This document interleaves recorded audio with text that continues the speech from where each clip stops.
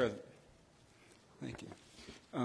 Item on the agenda now is miscellaneous. That's the Project Prattville, the next chapter, presentation of the draft comprehensive plan for Planning Commission review and consideration. Joel Duke, the city planner, and Mr. Dennis Madsen, Urban College Incorporated. Mr. Duke. Yes, sir. Good afternoon again. It is with great pleasure that I come before you and offer the draft comprehensive plan generated by the Project Prattville process. As you're fully aware, the Project Prattville, or completely known as Project Prattville, the next generation, that process was started in September of last year. It is a citizen-driven process to update the city's comprehensive plan, which was last fully amended in 1996 and updated last in 98. As you're aware, we employed the services of a group out of Atlanta after a competitive selection process. That group is Urban Collage, and their team, which it consists of Market and Main, Scene Associates for Transportation, and Content Consulting. As I stated, this has been a publicly driven process and will continue to be such. Most of you had an opportunity to attend at least one, if not all, of the 4 public workshops that were held starting in November of last year and finishing up in August. This process was driven in the interim between those workshops by a client team made up of some members from this commission and an advisory committee which had about 25 folks from the community, and also had members from the City Council and from this commission. Each of you in the last couple of weeks has received a copy of the drafts. You probably recall that back earlier this year we had the inventory and analysis section that was completed, and now you have in your hand the comprehensive plan itself and an implementation plan. As I stated in the memo that I sent out to you, this is the beginning of a public review and comment period. Starting next week, this information will be up in draft form on the Project Prattville website. We hope to put this meeting up in video form on the website as well to kind of give a little bit of an overview to anybody who hasn't kept up with this process. That public review and comment period, we would like to have that culminate at your regular meeting on November the 19th with a public hearing. Now, that doesn't mean that's the end of any review. I think it needs to be a very flexible process and kind of look at what kind of comments you get and what kind of response is needed. But just kind of really end this process, kind of get us to a different jumping off point at November the 19th with a public hearing. At this point, I would like to turn this presentation over to Dennis Madsen with Urban Collage and let him take you through a little bit of how we got to this point, concentrate a little bit on the comprehensive plan itself and then the implementation plan. I'll be glad to answer any questions at the end of Dennis's presentation, and we can stay as long as you can tolerate. Thanks very much.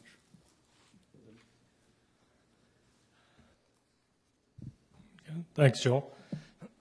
Hope that's not too loud. I think I recognize a fair number of you, either through meetings or public meetings or individual stakeholder meetings. Again, my name is Dennis Madsen. I'm with Urban Collage. I'm going to take you real quickly, try and leave as much time as possible for Q&A because I think that's where we'll get a fair amount of work done. And again, reiterating one of Joel's points, this is a draft. We put these out in front of you. We know there's probably a lot of points that you're going to take issue with, probably a lot that you're going to want to discuss, but we feel like it's easier and it's more fruitful if we put stuff down on paper, let you react to it, and have that start the dialogue between us. To go through the process initially, let me make sure I'm doing this right. There we go. That's going to be my quick agenda. I'll try and be quick and leave enough time for Q&A. I'm going to talk very briefly about the schedule and process, go over the public involvement so everyone gets an idea of really the umbrella of public involvement that we included in this. Talk about the plan document in specific, the middle two sections, drafts of which Joel's provided to you, and then go through some question and answer. With that, I think some of you may have seen this graphic kind of more than you care to after a while. It was a three-phase process lasting a little over a year. The first part, as Joel mentioned, inventory and analysis, or sometimes we call it inventory and assessment, us getting an idea of what's on the ground, the general condition of the market, of your zoning, of public opinion, of all the things that form Prattville right now, taking a snapshot of the city right now, which then leads us into plan development, where we start getting some general ideas of what is the vision of the people who live and work here for Prattville, what are some of the areas of development that are going to be more pressing, or going to receive potentially more attention, where is your growth most likely to be, where are areas of difficulty going to be. And then that leads into phase 3, which is the plan refinement and development and implementation, which is one of the key pieces. We always like to say if a plan starts to collect dust, it collects dust quickly and it can die quickly. So we like to make sure that implementation, meaning how you actually put this plan into effect, is usable and is usable very quickly. So this thing doesn't actually collect dust and you use it in the manner in which it was intended. Public participation, I'd just like to talk about that real quick so that you all have a real good idea. We got a direction very early on that this should be a transparent and inclusive process to the extent that we could make it. We had 4 different sort of bodies of public involvement. The first was the client team. That was made up mostly of administrators, and they were really designed to keep us kind of on task, to say, let's hit your milestones. These are things we need you to kind of focus on from a process standpoint. That was made up of Joel and Robbie Anderson, some of the other folks from the city, folks from the chamber. Councilman Miller was on it as well, just to give us kind of some overall process guidance. From that, we also had stakeholder interviews.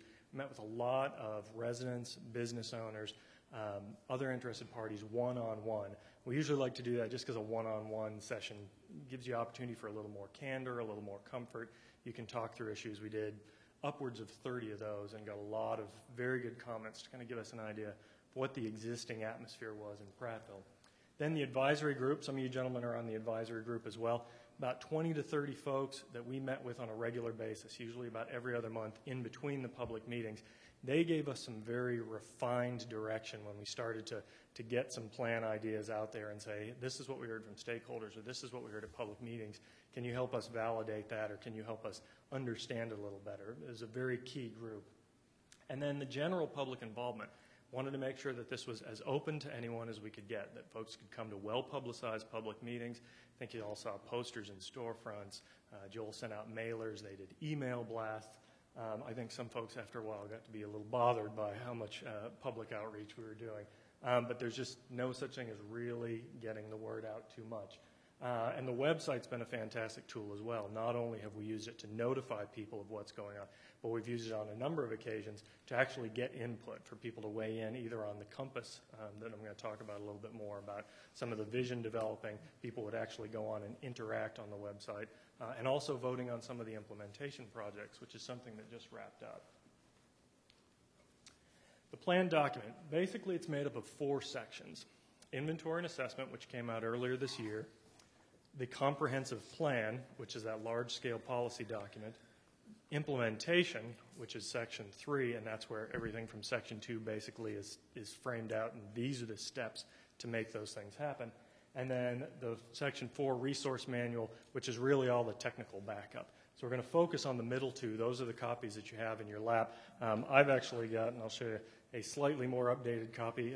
It's not Joel's fault. Basically, I'm updating this thing every week and posting it. But after this meeting, if you want to, you can look on the updated copy, which is a few handy additions, especially page numbers. So when you start commenting, instead of going, it's the one that looks like this, you can say page 2.30. I want a little more information on such and such a point. So we'll start first with section 2, the comprehensive plan. That in itself was broken into 2 areas, citywide plans and planning districts. Now, typically comprehensive plans focus at that high citywide level. It's all about policy. It's all about what are the things that are kind of overarching looking at the things that affect everything in the city: future land use, transportation, parks and trails networks. But Prattville is growing so much and is such a complex and really such a mature city that we felt like there were a lot of areas that we needed to drill down on. So with the guidance of the advisory group and stakeholders and the public workshops, we created a series of planning districts to kind of help focus in on some of the more important areas. So walking through those are the citywide plans, which are the first part of Section 2. They look at community objectives, which are really a list of all the things that people said were important and people wanted to see as goals for the comprehensive plan. They basically guide the decision making that we made in every other section in the document. The future land use plan, I think all of you are familiar with the idea of a future land use plan. Basically tweaking that from the previous future land use plan, which I think you all used to great effect, and also updating it to represent some changes in land use types, which you may read about more in there. And also the fact that you've added a great deal of land since your last comprehensive plan was done. The transportation plan, which talks about a variety of things like connectivity, access management, improvements, items like that. Parks and Trail Network Plan, a big thing that came out of just about every stakeholder meeting and every public meeting we had. People were interested more in better parks and a trail network to connect those, whether it's just sidewalks or whether it's bike paths, multi-use trails, what have you. So that's a part of that plan as well. The development plan, which is really the economic piece of it, where we start to look at what are the predictions for your economic future. Should it be towards housing? Should it be towards industry? Should it be towards office? That sort of thing. So we have that economic development plan in there as well. And then a community facilities and resource plan, which looks at things like infrastructure, libraries, all the things that can become public amenities or public concerns that don't fall into some of the other plans. Those are the sort of zoomed out views in the first section. In the second section is where we get into the planning districts. And we broke these out into basically 11 planning districts and then some subsequent districts as well, which include residential areas and the historic district. I'm not going to go through all those, but I want to give you an idea of how we chose those. In general, it was if you had an area that really had the potential to have a lot of economic development pressure going forward, or if there were a lot of people who said, we would like to see this area change or grow or attract new kinds of development. We decided that you would create these planning districts which have a little more detail in them and have a little more planning directed at them so that you've got a better handle on what the vision is for each of those areas. Just a couple of the graphics associated with those, just because sometimes they need explaining. We did things as well as the text, which laid out some of the existing conditions and what people's visions were for these areas, and also the policies that would help put those things in place. We also did some graphics to show how these things would actually shake out in the future. We did framework plans to show how the land uses might lay out in the district, to show new connections, either automotive or bicycle or pedestrian, and to begin to suggest potentially projects that may show up in the implementation section. We also did things like digital modeling. This is a little more effective, especially because, and pardon me if I use some words that won't show up quite as well on the video. We like to use a lot of pictures because sometimes we get caught up in planning terminology and people not on a planning commission get kind of lost in it. So it's helpful to use some images like these modeling that show how does housing fit into this neighborhood? What kind of scale would it look like? How would new retail development look? And it's important also to stress that these are hypothetical projects only. We have little notes on basically every graphic, but we like to reiterate it every chance we get. This is just basically to show how, if we put this development framework in place, it might redevelop in the future. And then one of the other tools we use are what we call photo visualization or photo montages. This is really a street level or a human level perspective of how development or redevelopment might affect a specific area. Right now we're looking in the district that we call Downtown East.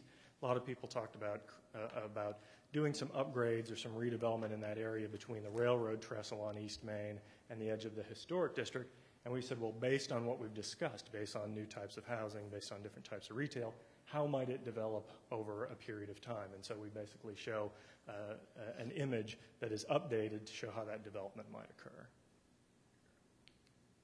Implementation. Before I get into implementation, any sort of intermediate questions on the stuff that I went over just now? I don't want to get too far ahead of myself. Just soldier on. All right. Implementation. This is the section that often just gets pulled out and gets used to death, because this is where you start talking about projects, this is where you start prioritizing, this is where you start talking about, all right, how much money do we have to actually set aside to start looking at these projects, where do we need to go to get this money for the projects. Made up of 3 pieces: an action plan, which is basically a list that talks about all the projects that had come out of the comprehensive plan effort. One of the things we're going to be asking y'all, and in the public comment period, is help prioritizing those things. We know that a lot of them need to happen. Some of them may be sooner than others, but we need to know what's important to everybody as far as what needs to get bumped up in the queue or what needs more attention. Then we break them into 2 pieces, what we call implementation projects and then transportation projects. Implementation is basically everything not transportation. It's planning, organizational. Transportation is fairly self-explanatory, but because it tends to be a lot of high dollar stuff and because it's fairly complex, we break it out into a section unto itself. The action plan, you probably see that color document in there that lists all the different projects that we're looking at. Some of them are not tremendously exciting to non-planning folks, things like doing a code update or an ordinance review, but things that are important actually to getting this implemented, as opposed to other things like the Poplar Street Bridge was discussed frequently, or starting to do, or starting to do a bicycle network plan or a green space plan.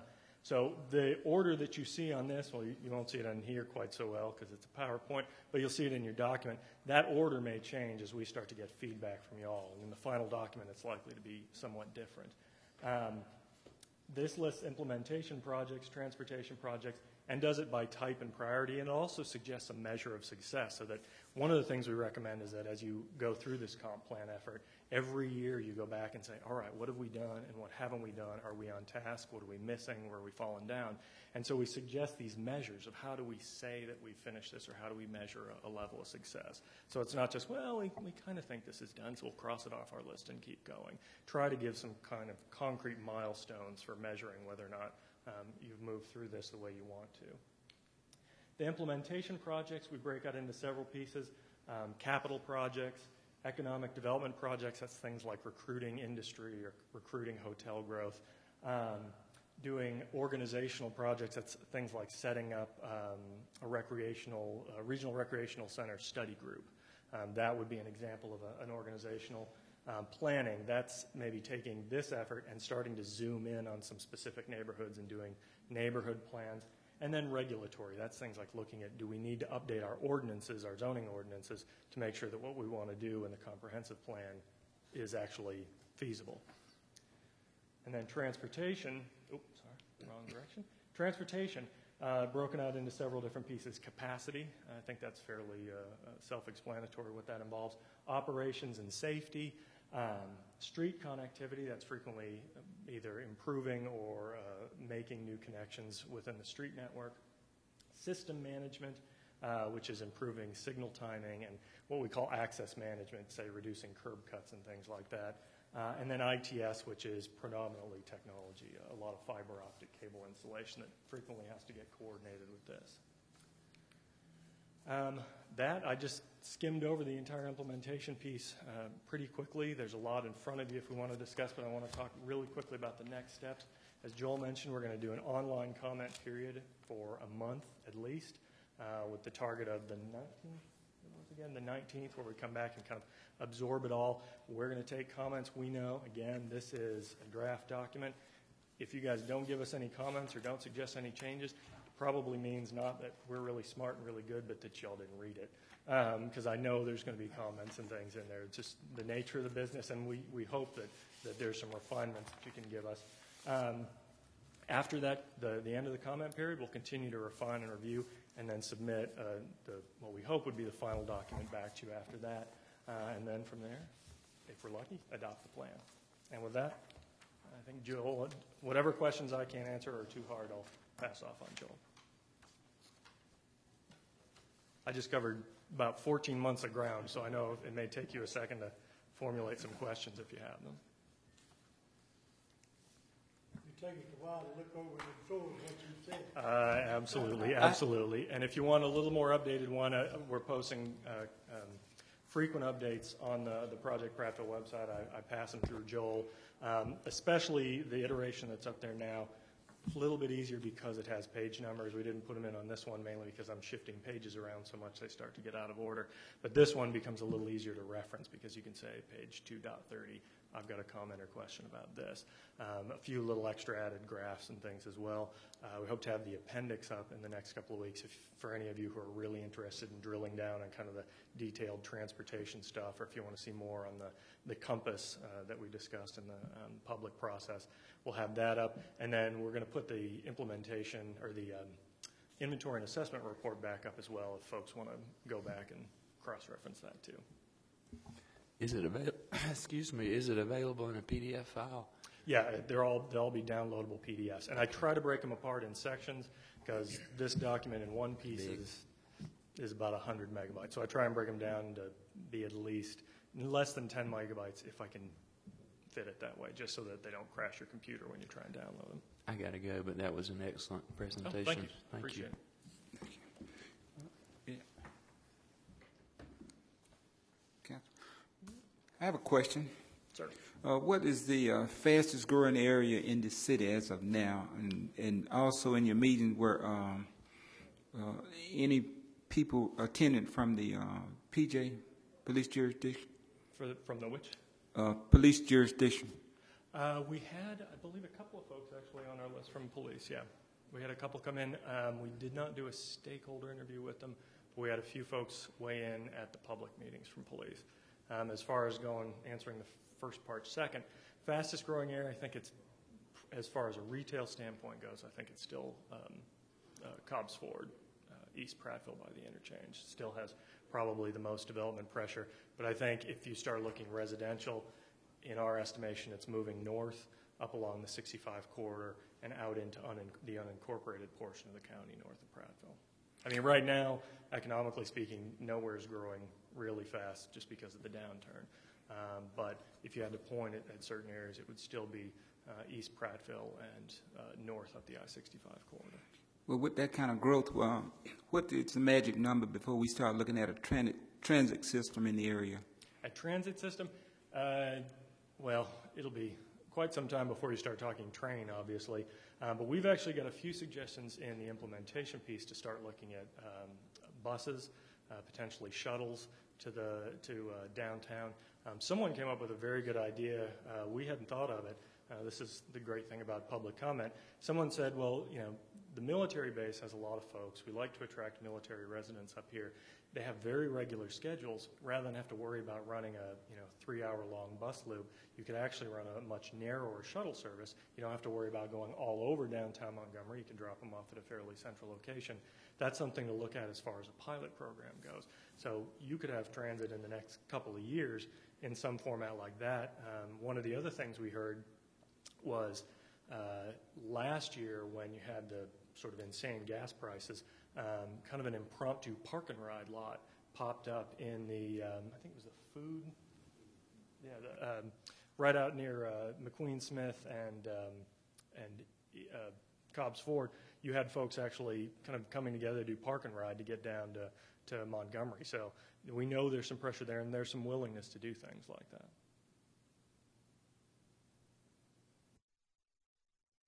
Suggested on parking like for the big shopping centers we've got. A lot of straight-in parking. Mm-hmm. Angle looked like to me that would be ideal. Angle parking, it doesn't make any difference if it's a quarter of a mile or a mile or whatever. You're going to lose 2 parking spaces. Mm-hmm. But that's all. Which the angle parking would be so much better on a long vehicle getting in and out. It can. You sometimes lose just because of the angle. You'll lose a space count on them. But at that point, I think typically strip centers are phenomenally overparked. That is something actually to consider. We anticipate that a number of the strip centers in town will probably face redevelopment pressure over time. So I think you should be open to the idea of different forms of parking, whether it's head-in, angle, parallel, especially if we have one of the examples in what we're calling Planning District 3, the Silver Hills intersection, that same shopping center where that might redevelop as a completely different kind of town center where you actually have a secondary road parallel to East Main. Say along that secondary road you're doing parallel or angled parking into it. I think it would be important to be pretty flexible and say, you know, you want to do the type of parking that's appropriate for whatever new development comes in.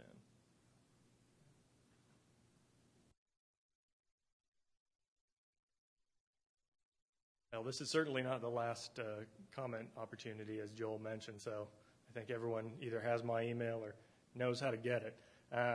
So feel free as you read through this again to send me comments, to send Joel comments.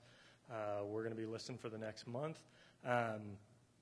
There will be updated drafts. I think Joel will probably let you know as we put those up, so it'll be a little easier to comment as well. And I'll be hanging out for a bit if anyone thinks of something, you know, has a little kind of, oh, wait a minute, I meant to ask kind of moment. Feel free. Thanks, gentlemen. Thank you, Mr. Madsen. Mr. Duke, presentation. We need to talk just a little bit about public hearing on the 19th. As you know, of course, your meetings are regularly scheduled for 3 in the afternoon. In order to make sure that we get as much public comment as possible, I would like to request that your meeting for the 19th be rescheduled for either 6 or 6:30 p.m. I think that we can probably accommodate it here in the courtroom, but that time change would help folks who might be interested who otherwise would not attend to get down here and provide you a little more information. So that would, of course, just require a simple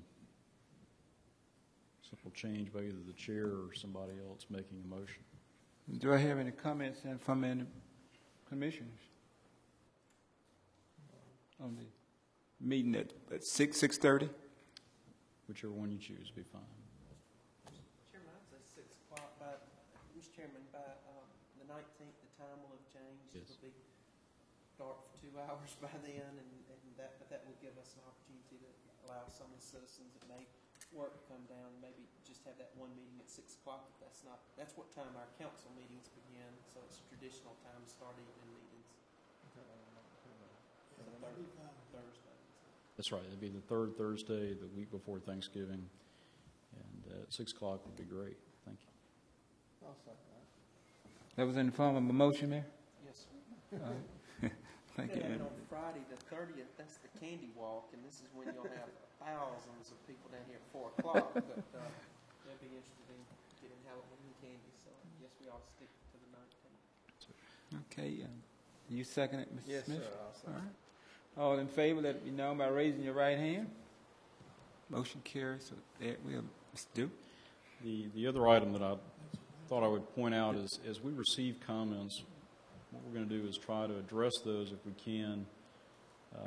If they can be addressed from a staff level or from a consultant response, we're going to post those on the Project Prattville website so that there is continue this level of transparency so that as we get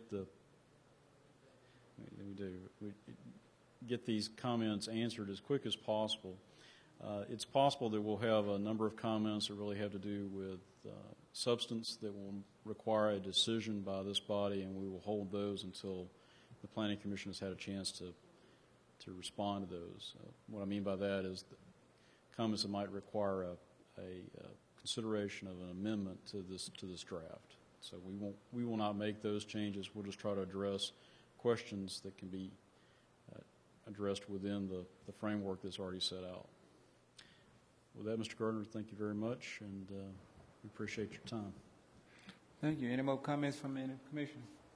Mr. Chair, I was asked to bring this before this commission.